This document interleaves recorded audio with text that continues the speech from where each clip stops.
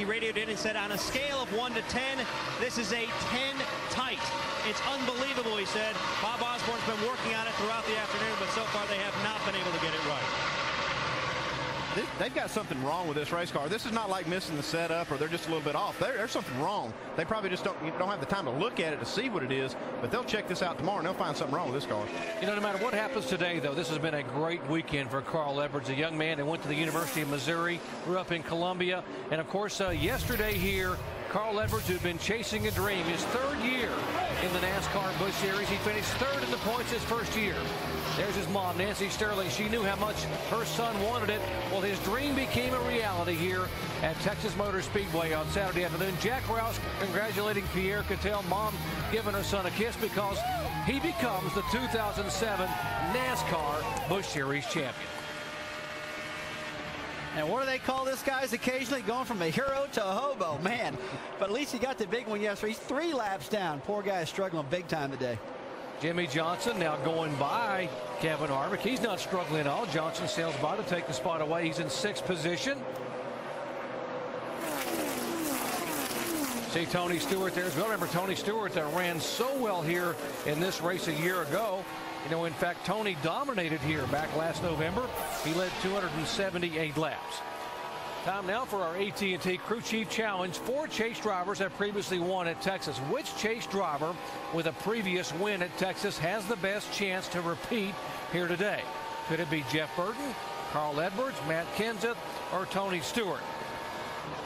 Oh, trouble on the racetrack. Heavy contact with the 40 car. Oh, and more contact. There's Bill Elliott and Kyle Petty. And remember, the owner points very critical to both those cars, the 45 and the 21.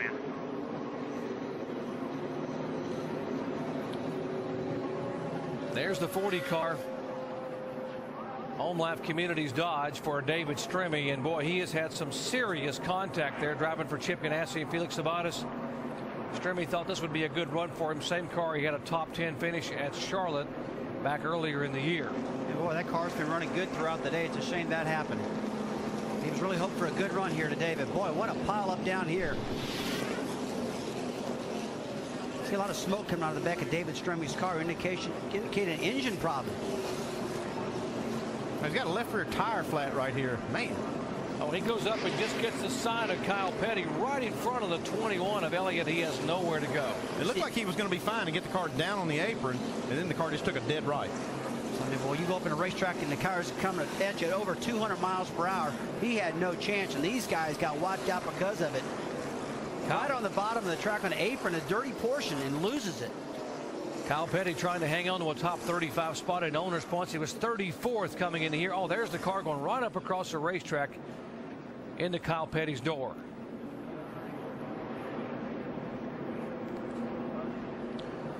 Now let's show you why David Stremme had a tire going down. Watch the contact. Is there contact, a little bit of rubbing there between he and Tony Raines? Might have happened just before that when those guys got together. Let's watch here again. You actually see he's struggling right now. You can see the tire's actually soft at this point. And even though they do have contact, I believe that tire was going down before they ever touched. Yeah, that was an incredible shot. You saw the left rear tire going flat on the number 40 car, David Stremme, and guys, you can't hold on too long when that happens. Well, the reason Chad's looking like that is that 48 car was really coming in. Speaking of coming in, they all are, Dave. And Kyle Busch will lead them down. He'll now put on 2 right side tires only. Slight chassis adjustment, a little bit of a tight race car at the start of the runs. Alan. And center frame on the left side of the screen. Jeff Gordon going to make an adjustment on this car, and also would take 4 tires on the stop. There was talk of 2. They're going to go for 4. Jamie. And Jimmy Johnson, the bottom of your screen, right side tires only. Jimmy said this car is not bad. Let's keep with it, guys. He's down and away.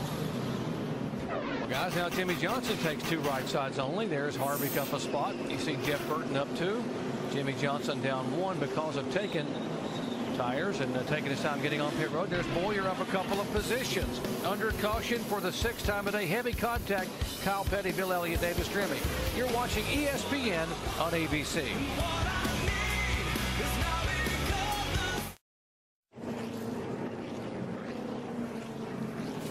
Back at Texas Motor Speedway, glad to have you with us. Under caution here for the 6th time this afternoon. Pretty hard contact. David Stremme has a tire going down. His car goes up across the racetrack, contacts Kyle Petty, and he gets hit by the 21 car of Bill Elliott. Let's check in where Mike is caught up with David Strimmy. And it was a left rear tire that went down. You're right, Doc. And what was it like being in that car for that experience? That's like the second week in a row we've had a tire go down. That one I kind of knew after the restart for a couple laps it was a little squirmy, and we were coming into pits, and I got to the apron and the left rear blew out and then slid up, and it was unfortunate for Bill and Kyle. They got involved, but just one of them couple weeks. We had a right rear blow last week, now left rear blows. I think the tire fairy needs to help us out a little bit, so we'll see what goes on. Doc, as you can see behind David, the team going to work on the 40 car. A lot of damage on the front end of that car. David, not so sure they're going to be able to get this thing back in the race. Thank you, Mike. They'll try to get him back out while we're under caution. Let's check in with our in-race reporter. By the way, Dale Earnhardt Jr., Ryan Newman, Casey Mears, all three of those guys staying on the racetrack did not pit under this latest caution. Earnhardt Jr. is the leader.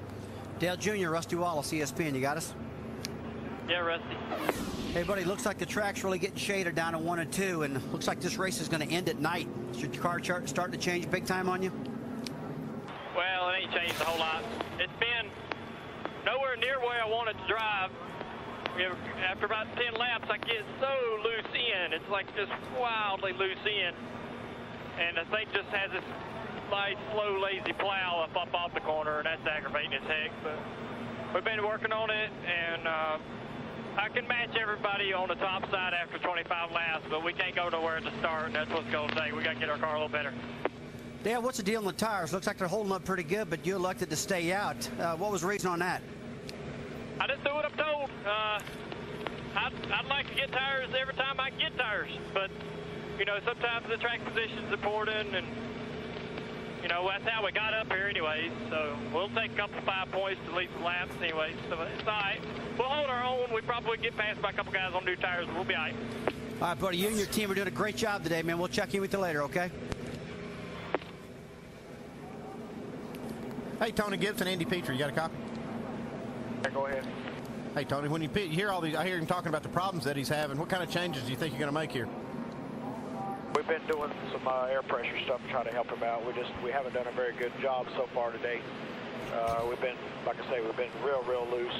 Those guys got a lot of grip. They take off and leave us at the start. He has to drive his butt off to try to keep up. So after a few laps, you know, we stabilize and get a little better, but we got to do a better job of giving him something to drive at the start of the run. 10-4, Tony. This track position ought to help for a little while, and looks like Junior's doing you a great job out there. Yeah, he's doing a really good job. I know it's a handful, and he's doing good. We're just trying to keep that track position.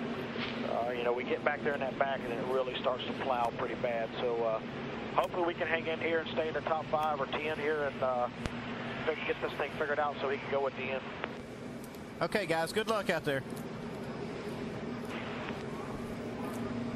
Dale Earnhardt Jr., our leader, staying on the racetrack, and the Kurt Busch, the 2 car, coming in again, Jamie.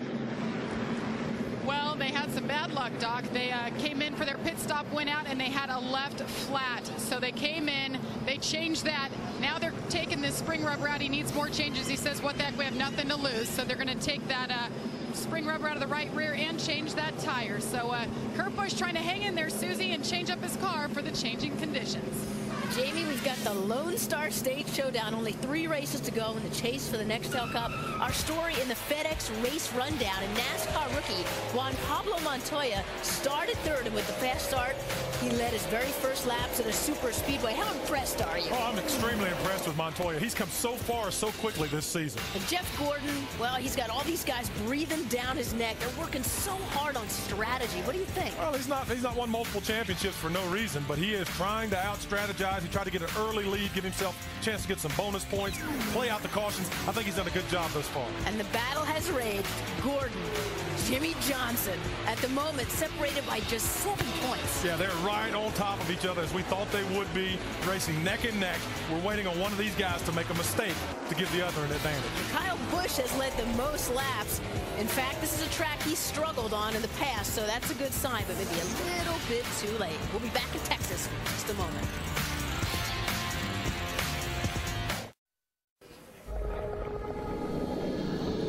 Telecast is available on ABC HD, presented by DLP HD TV.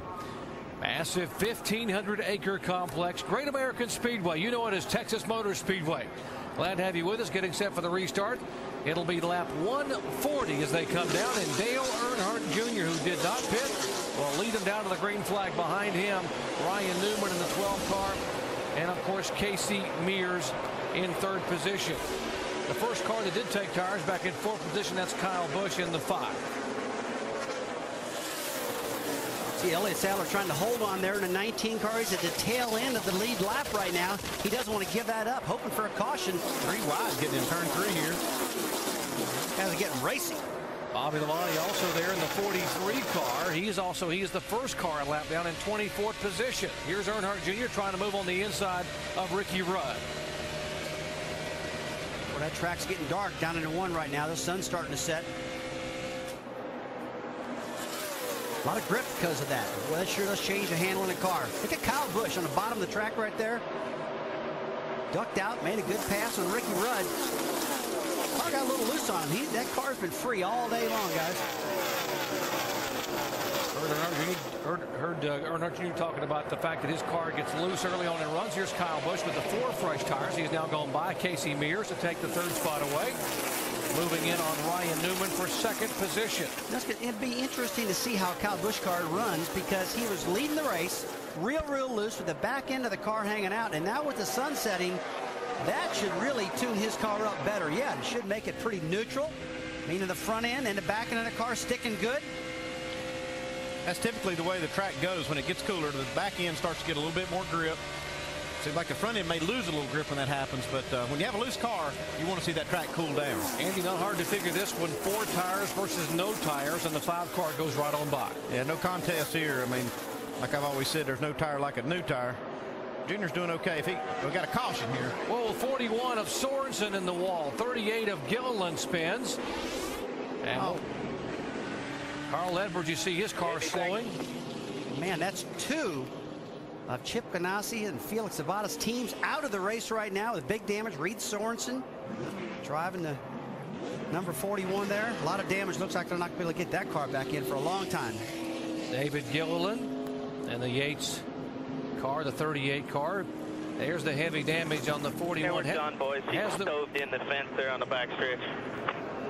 Good news is the window net is down, which means he's awake and alert. That's the sign of the safety crews. This is the same car, by the way, that he had a career best finish last week in Atlanta when he came home in 3rd position in front of the home state folks there. He is from Peachtree City, Georgia. Here's what happened a moment ago to the 41 and 38. Looks like they got together here, the 41 and the 38. It almost looks like the 38 car, David Gilliland, got loose, and Reed might have reacted to that, jumped out of the throttle, and the car got loose with him also. He went around. I believe it was a chain reaction, Andy, because of what happened with the 38 David Gilliland. Carl Edwards trying to snake his way through these cars. This is the view from on board his Ford. Inside the 78. You see it, slow down, just stop if you got to. You see him, go high now, go high, come on, baby. That's Bobby Hudson, the spotter for Carl Edwards, doing a great job right there, moving Carl through that wreck. There's Gilliland on and off, getting 4 fresh good years. The leaders have stayed on the racetrack. Kyle Busch has reassumed the lead. Newman, Earnhardt Jr., Mears, Denny Hamlin in the top 5. Looking back at our leader from the onboard camera on our Chevy pace car. As we update the points right now, Jimmy Johnson would be our points leader. Actually, it would be just dead even there. Jeff Gordon, Jimmy Johnson tied. Clint Boyer back 113 points. Back after these messages and a word from our ABC stations.